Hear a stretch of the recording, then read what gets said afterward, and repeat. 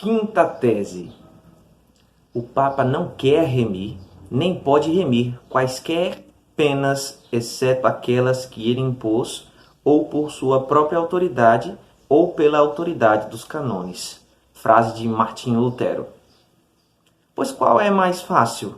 Dizer, estão perdoados os teus pecados, ou dizer, levanta-te e anda?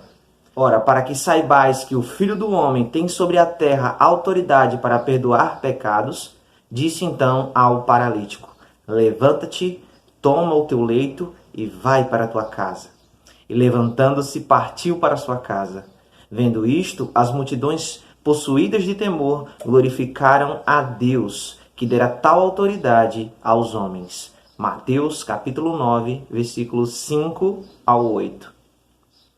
A teologia católica vigente na época de Lutero, e que em muitos aspectos persiste até hoje, manipulava conceitos bíblicos para que a autoridade papal e o poderio da Igreja sobre os leigos irmãos fosse sempre mantido.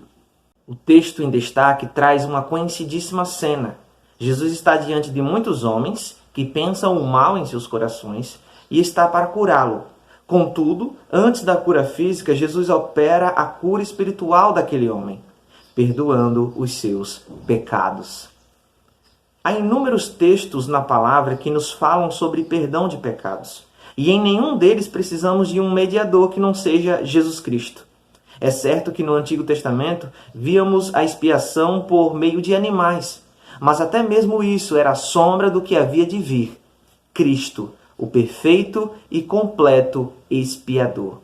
Fora dele não há remissão de pecados, perdão ou aceitação diante de Deus.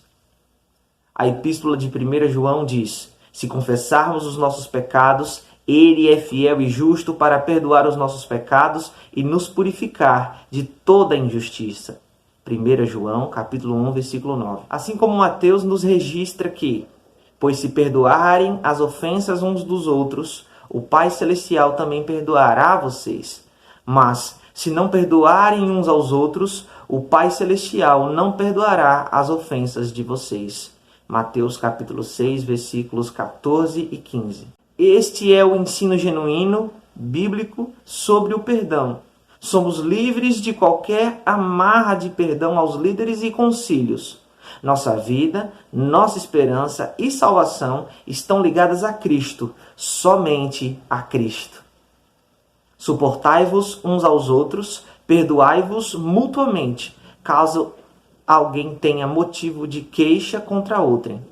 Assim como o Senhor vos perdoou, assim também perdoai vós. Colossenses capítulo 3, versículo 13. Reflexão. Ser cristão significa perdoar o imperdoável, porque Deus perdoou o imperdoável em você. Frase de C.S. Lewis. Sexta tese. O Papa não pode remir qualquer culpa, exceto declarar aquela que foi remida por Deus, ou por concordar com a obra da remissão de Deus. Certamente, porém, o Papa pode conceder remissão nos casos reservados ao seu juízo. Se o seu direito de conceder remissão nesses casos for desconsiderado, a culpa na íntegra permanece sem ser perdoada. Frase de Martinho Lutero. Porque pela graça sois salvos, mediante a fé, e isto não vem de vós, é dom de Deus. Efésios capítulo 2, versículo 8. Soa um tanto quanto estranho o final desta sexta tese. Contudo, ao lembrar o contexto de indulgências, tudo passa a fazer sentido. Lutero está alegando que o único poder do Papa é nos casos que dizem respeito a ele, ou seja, os casos que a própria Igreja Católica havia condenado as pessoas com mecanismos próprios, buscando implementar ainda mais suas indulgências. Na teologia da época em questão, havia certa separação entre a culpa e a penalidade do pecado. Deus era o responsável por remover a culpa. O Papa e a Igreja seriam a penalidade, ou em vida ou em meio ao purgatório. Nesses casos, as indulgências eram negociadas e o fiel remido da sua pena. Não é assim que aprendemos das Escrituras. Não importa o quanto eu tente, compre ou me empenhe em qualquer ascetismo, pureza superficial ou vida monástica. Não importa se eu tenho farpas de madeira utilizadas na cruz de Cristo.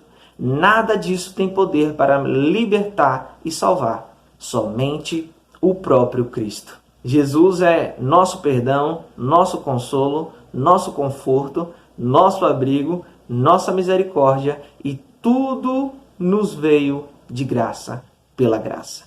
Não pagamos nada por isso. Ele o fez. Não temos participação nisso, somente pecando para que toda a redenção se tornasse ainda mais necessária.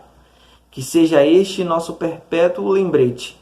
Quando nós ou qualquer homem e qualquer autoridade estavam de mãos atadas, incapazes de alcançar salvação, veio Cristo e tudo se fez diferente.